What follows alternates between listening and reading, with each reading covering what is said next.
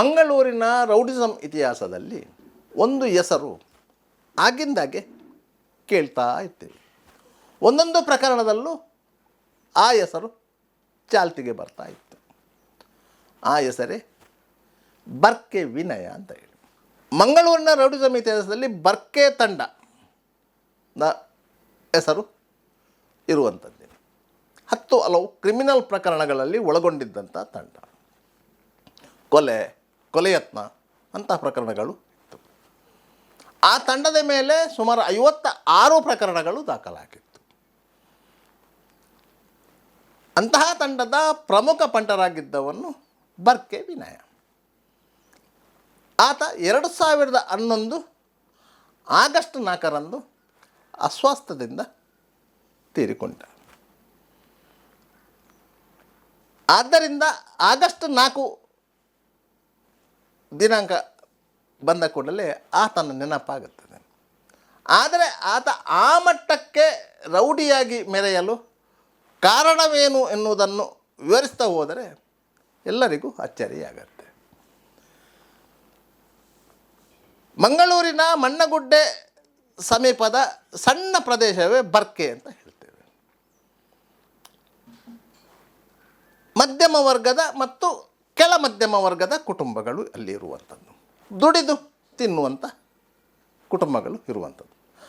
ಅಂಥ ಒಂದು ಕುಟುಂಬದ ಹುಡುಗನೇ ವಿನಯ.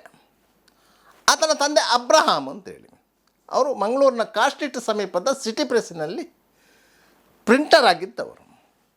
ಅವರ ಮಗ ವಿನಯ. ಇವನ ಸಹೋದರನ ಬಂದ ವಿಜಯ ಅಂತ ಹೇಳಿ ರಿಕ್ಷಾ ಡ್ರೈವರ್ ಆಗಿ ಕೆಲಸ ಮಾಡ್ತಾಯಿದ್ರು. ಇಂತಹ ವಿನಯ ಮುದ್ರಣಾಲಯವೊಂದರಲ್ಲಿ ಪ್ರಿಂಟರ್ ಆಗಿ ಕೆಲಸ ಮಾಡ್ತಾಯಿದ್ದ. ಸ್ಥಳೀಯವಾಗಿ ಕೆಲವು ಯುವಕರೊಂದಿಗೆ ಸೇರಿಕೊಂಡಿದ್ದ. ಸಣ್ಣ ಪುಟ್ಟ ಹೊಡೆದಾಟಗಳಲ್ಲಿ ಭಾಗಿಯಾದವನು ಹೌದು. ಆ ಸಂದರ್ಭದಲ್ಲಿ ಈ ತಂಡ ಅಂದರೆ ವಿನಯ ಮತ್ತು ಅವನ ಸ್ನೇಹಿತರು ಸೇರಿ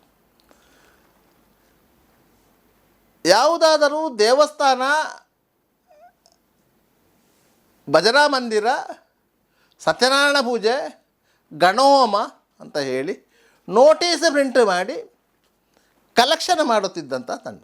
ಏನು ರೌಡಿ ತಂಡವಲ್ಲ. ಆದರೆ ಅನಿವಾರ್ಯವಾಗಿ ಸಣ್ಣ ಪುಟ್ಟ ಗಲಾಟೆಗಳಲ್ಲಿ ಭಾಗಿಯಾದವರು.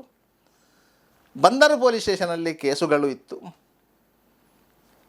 ತದನಂತರ ಅವರು ಬರ್ಕೆ ತಂಡದೊಂದಿಗೆ ಗುರುತಿಸಿಕೊಂಡರು. ಪೊಳಲಿಯಲ್ಲಿ ನಡೆದಿದ್ದಂತಹ ಪಟ್ಟೆಸೀರೆ ಮೆರವಣಿಗೆಯ ಗಲಾಟೆಯ ಹಿನ್ನೆಲೆಯಲ್ಲಿ ಅಲ್ಲಿನ ಯುವಕರನ್ನು ಮಂಗಳೂರು ಜೈಲಿಗೆ ಕಳುಹಿಸಲಾಗಿತ್ತು. ಅವರಿಗೆ ಜಾಮೀನು ಆಗಿತ್ತು. ಅವರನ್ನು ನ್ಯಾಯಾಲಯಕ್ಕೆ ಕರ್ಕೊಂಡು ಬರುವಂಥ ವೇಳೆಯಲ್ಲಿ ಅವರ ಮೇಲೆ ದಾಳಿ ಮಾಡಲು ಬಳ್ಳಲ್ಬಾಗ್ ರಘು ನೇತೃತ್ವದ ತಂಡ ಸಿದ್ಧತೆ ನಡೆಸಿತ್ತು. ಯಾಕಂತ ಹೇಳಿದರೆ ಪೊಳಲಿಯಲ್ಲಿ ದಾಳಿಗೊಳಗಾದವರು ಬಳ್ಳಲ್ಬಾಗ್ ತಂಡದಲ್ಲಿದ್ದ ಪ್ರಮೋದ್ ಬಳ್ಳಲ್ಬಾಗ್ ಅವರ ನಿಕಟ ಸಂಬಂಧಿಗಳು. ಆದ್ದರಿಂದಾಗಿ ಆ ತಂಡ ಪೊಳಲಿ ಕಮಲಾಕ್ಷ ಮತ್ತವರ ಮೇಲೆ ದಾಳಿ ಮಾಡಲು ಸಿದ್ಧತೆ ನಡೆಸಿತ್ತು. ಅವರನ್ನು ಪ್ರೊಟೆಕ್ಟ್ ಮಾಡಲಿಕ್ಕೆ ಬರ್ಕೆ ಎದ್ದು ಮತ್ತು ಅವರ ತಂಡ ನ್ಯಾಯಾಲಯದ ಆವರಣಕ್ಕೆ ಹೋಗಿತ್ತು. ಈ ತಂಡಗಳನ್ನು ಒಟ್ಟು ಸೇರಿಸಿದ್ದು ಅಂದಿನ ಯುವ ಸೇನೆಯ ನಾಯಕ ಗುಣಕರ ಶೆಟ್ಟಿಯವರು. ಈ ಸಂದರ್ಭದಲ್ಲಿ ಪೊಲೀಸರು ಬಂತು, ಹಲ್ಲೆ ಯೋಜನೆ ಕೈಗೂಡಲಿಲ್ಲ. ಆ ಸಂದರ್ಭದಲ್ಲಿ ಬಳ್ಳಲ್ಬಾಗ್ ತಂಡದೊಂದಿಗೆ ಬಂದವನೇ ವಿನಯ. ಅಲ್ಲಿ ಎದ್ದು ಆತನಿಗೆ ಎದುರಾಗಿ ಆತನನ್ನು ಕರ್ಕೊಂಡು ಹೋಗಿದ್ದ. ಬಳ್ಳಲ್ಬಾಗ್ ತಂಡದಿಂದ ಪೊಳಲಿ ಕಮಲಾಕ್ಷರನ್ನು ರಕ್ಷಿಸಿ ಕರ್ಕೊಂಡೋಗಿ ಬರ್ಕೆಯಲ್ಲಿ ಇರಿಸಿಕೊಂಡಿದ್ದರು. ಇದು ಆಗಿನ ಕಾಲದ ಕತೆ.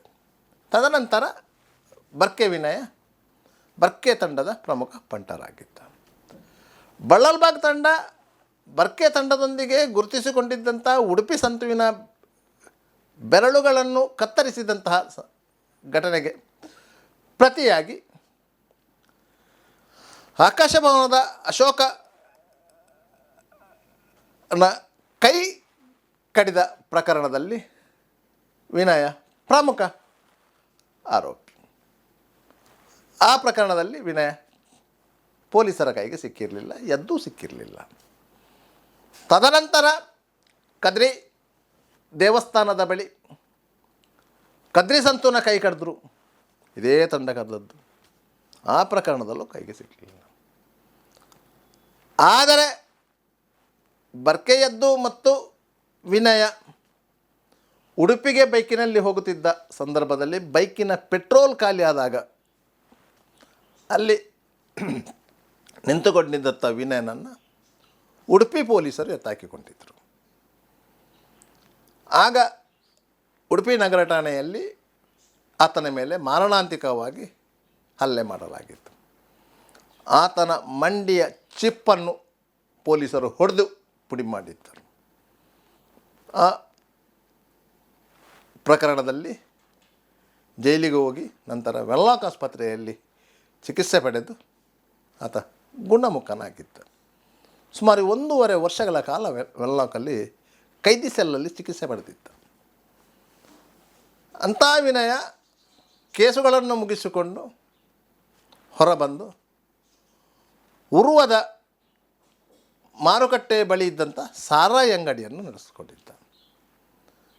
ತದನಂತರದ ಬೆಳವಣಿಗೆಯಲ್ಲಿ ಚಿಮಿನಿ ಸಂತುನೊಂದಿಗೆ ಟಕ್ಕರ್ ಸೃಷ್ಟಿಯಾಯಿತು. ಚಿಮಿನಿ ಸಂತುವನ್ನು ವಿನಯ ಮತ್ತು ಕೆಲವರು ಸೇರಿಕೊಂಡು ಮಣ್ಣಗುಡ್ಡೆ ಜಂಕ್ಷನ್ ಬಳಿಯ ಸಿಟಿ ಕಿಚನ್ ಹೋಟೆಲ್ನಲ್ಲಿ ಅಟಕಾಯಿಸಿಕೊಂಡರು. ಆತನನ್ನು ಎಳೆದುಕೊಂಡು ಬಂದು ಅಲ್ಲಿ ಕಡಿದು ಹಾಕಿದರು. ಅಲ್ಲಿಂದ ಮತ್ತೆ ಈ ತಂಡ ಎಸ್ಕೇಪ್ ಆಯಿತು, ಪೊಲೀಸರ ಕೈಗೆ ಸಿಗಲಿಲ್ಲ. ತದನಂತರ ಇದೇ ತಂಡ ವಾಮಂಜೂರಿನಲ್ಲಿ ಅಮೀರ್ ಎಂಬ ಯುವಕನನ್ನು ಕೊಲೆ ಮಾಡಿತು. ಅದಕ್ಕೆ ಕಾರಣವಾದುದು ಪೊಳ್ಳಿ ಕಮಲಾಕ್ಷನ ಹತ್ಯೆ. ಪೊಳ್ಳಿ ಕಮಲಾಕ್ಷನನ್ನು ಅಡ್ಡೂರು ಬಳಿ ವಾಮಂಜೂರು ರೋಯಿ ಮತ್ತು ಇತರ ಕೆಲವರು ಗಂಭೀರವಾಗಿ ಗಾಯಗೊಳಿಸಿದ್ದರು. ಆತನನ್ನು ಮಂಗಳೂರಿನ ಎಸ್ ಆಸ್ಪತ್ರೆಗೆ ದಾಖಲಿಸಲಾಗಿತ್ತು. ಅಲ್ಲಿಗೆ ಬಂದಿದ್ದಂಥ ಎದ್ದು ತಂಡ ಎಸ್ ಆಸ್ಪತ್ರೆಯಲ್ಲಿ ದಾಂಧಲೆ ನಡೆಸಿತ್ತು. ಆ ತಂಡದಲ್ಲಿ ವಿನಯನೂ ಇದ್ದ. ತದನಂತರದ ಬೆಳವಣಿಗೆಯಲ್ಲಿ ಕಮಲಾಕ್ಷನ ಹತ್ಯೆಯಲ್ಲಿ ಭಾಗಿಯಾಗಿದ್ದಂಥ ಅಮೀರ್ನನ್ನು ಇದೇ ತಂಡ ಕೊಲೆ ಮಾಡಿತ್ತು. ನಂತರ ಎಸ್ಕೇಪ್ ಆಗಿತ್ತು. ಪೊಲೀಸರು ಎಲ್ಲಿ ಹುಡುಕಿದರೂ ಇವರು ಸಿಕ್ಕಿಬಿದ್ದಿರಲಿಲ್ಲ. ಇಂತಹ ಸಂದರ್ಭದಲ್ಲಿ ಅಂದರೆ 1997ರಲ್ಲಿ ಎಲ್ಲ ಘಟನೆಗಳಾಗಿ 3 ವರ್ಷ ಕಳೆದ ನಂತರ ಜಿಲ್ಲಾ ಅಪರಾಧ ಪತ್ತೆ ದಳದವರ ಕೈಗೆ ವಿನಯ ಸಿಕ್ಕಿಬಿದ್ದಿದ್ದ. ಅದರ ಕಥೆಯೂ ರೋಚಕವಾದದ್ದು. ASI Manohar Sons, inspector NB Kamal ನೇತೃತ್ವದಲ್ಲಿ ಜಿಲ್ಲಾ ಅಪರಾಧ ಪತ್ತೆ ದಳ ಇತ್ತು. ಇನ್ಸ್ಪೆಕ್ಟರ್ ಜಯಂತ್ ವಿ ಶೆಟ್ಟಿಯವರ ನೇತೃತ್ವದಲ್ಲಿ ರೌಡಿ ನಿಗ್ರಹ ದಳ ಮತ್ತು ಜಿಲ್ಲಾ ಅಪರಾಧ ಪತ್ತೆ ದಳ ಬಂದರ್ ಪೊಲೀಸ್ ಸ್ಟೇಷನ್ನಲ್ಲಿ ಕರ್ತವ್ಯ ನಿರ್ವಹಿಸ್ತಿತ್ತು. ಪೊಲೀಸ್ ಠಾಣೆಯಲ್ಲಿ ರೌಡಿ ನಿಗ್ರಹ ದಳ ಇದ್ದರೆ ಮೊದಲ ಅಂತಸ್ತಿನಲ್ಲಿ ಜಿಲ್ಲಾ ಅಪರಾಧ ಪತ್ತೆ ದಳ ಇತ್ತು. ರೌಡಿ ನಿಗ್ರಹ ದಳದವರು ಒಂದು ಕಾರ್ ಕಳವು ಜಾಲವನ್ನು ಭೇದಿಸಿದರು. ಸಾಮಾನ್ಯವಾಗಿ ರೌಡಿ ನಿಗ್ರಹ ದಳದವರು ರೌಡಿಗಳನ್ನು ಬೆನ್ನತ್ತುತ್ತಿರುವುದು ಸಾಮಾನ್ಯ. ಜಿಲ್ಲಾ ಅಪರಾಧ ಪತ್ತೆ ದಳದವರು ಕಳ್ಳರನ್ನು, ದರೋಡೆಕೋರರನ್ನು ಇಂಥವ್ರನ್ನು ಬೆನ್ನತ್ತುವುದು ಸಹಜ. ಆದರೆ ರೌಡಿ ನಿಗ್ರಹ ದಳದವರು ಕಾರು ಕಳ್ಳರನ್ನು ಪತ್ತೆ ಹಚ್ಚಿ 4-5 ಕಾರುಗಳನ್ನು ವಶಪಡಿಸಿಕೊಂಡು ತನಿಖೆ ನಡೆಸ್ತಾ ಇದ್ದರು. ಇದು ಮೇಲೆ ಕೂತಿದ್ದಂಥ ಜಿಲ್ಲಾ ಅಪರಾಧ ಪತ್ತೆ ದಳವರಿಗೆ ಇರಿಸು ಮುರುಸು ಆಗಿತ್ತು. ಆಗ PH ರಾಣೆ ಎನ್ನುವರು ಎಡಿಷನಲ್ SP ಆಗಿದ್ದರು. ಇಂತಹ ಸಂದರ್ಭದಲ್ಲಿ ಜಿಲ್ಲಾ ಅಪರಾಧ ಪತ್ತೆ ದಳದ ಸಿಬ್ಬಂದಿಗಳು ಶಿವಮೊಗ್ಗ ಮೂಲದ ಚಾಂದ್ ಪಾಷಾ ಎನ್ನುವಂಥ ಕಳ್ಳನನ್ನು ಅರೆಸ್ಟ್ ಮಾಡಿದರು. ಆತನನ್ನು ವಿಚಾರಣೆಗೆ ಒಳಪಡಿಸುತ್ತಿದ್ದಂಥ ಸಂದರ್ಭದಲ್ಲಿ ಆತ ಒಂದು ಮಾಹಿತಿಯನ್ನು ಕೊಟ್ಟ.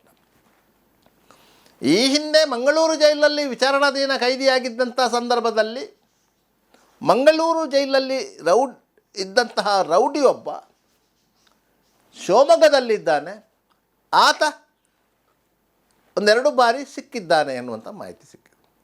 ಆದರೆ ಮಂಗಳೂರಿನ ರೌಡಿ ಶಿವಮೊಗ್ಗದಲ್ಲಿದ್ದಾನೆ, ಆ ರೌಡಿ ಯಾರು ಅಂತೇಳಿ ಗುರುತಿಸಲು ಅವರಲ್ಲಿದ್ದ ಫೋಟೋಗಳನ್ನು ತೋರಿಸಲಾಯಿತು. ಅಷ್ಟೊತ್ತಿಗೆ ಆತ ಈ ಬರ್ಕೆ ವಿನಯನ ಫೋಟೋವನ್ನು ಗುರುತಿಸಿದೆ. ತಕ್ಷಣ ಚಾಂದ್ ಪಾಷನನ್ನು ಕರ್ಕೊಂಡು ಜಿಲ್ಲಾ ಅಪರಾಧ ಪತ್ತೆ ಸಿಬ್ಬಂದಿ ದೇವದಾಸ್ ಅವರು ಶಿವಮೊಗ್ಗಕ್ಕೆ ಹೋದರು. ಅಲ್ಲಿಂದ ಅವರು ಭದ್ರಾವತಿಗೆ ಆತನನ್ನು ಕರ್ಕೊಂಡು ಹೋದರು. ಆತ ನೀಡಿದ ಮಾಹಿತಿಯಂತೆ ಬರ್ಕೆ ವಿನಯನನ್ನು ಅಲ್ಲಿ ಟ್ರ್ಯಾಪ್ ಮಾಡಲಾಯಿತು. ನಂತರ ಆತನನ್ನು ಮಂಗಳೂರಿಗೆ ಕರ್ಕೊಂಡು ಬರಲಾಯಿತು. ಆತ ಬರ್ಕೆ ಎದ್ದು ಎಲ್ಲಿದ್ದಾರೆ, ನಾರು ಯಾನೆ ನಾರಾಯಣ ಶೆಟ್ಟಿ ಎಲ್ಲಿದ್ದಾರೆ ಎನ್ನುವ ಬಗ್ಗೆ ಮತ್ತು ಅವರ ಫೋನ್ ನಂಬರ್ಗಳನ್ನು ಕೊಟ್ಟಿದ್ದ, ಎಲ್ಲೋ ಲ್ಯಾಂಡ್ಲೈನ್ ಫೋನುಗಳು. ಆ ಮಾಹಿತಿಯ ಆಧಾರದಲ್ಲಿ ರೌಡಿ ನಿಗ್ರಹ ದಳದವರು ಧಾರವಾಡ ಜಿಲ್ಲೆಯ ಕಲ್ಗಡಗಿಗೆ ಹೋಗಿ ಬರ್ಕೆ ಎದ್ದು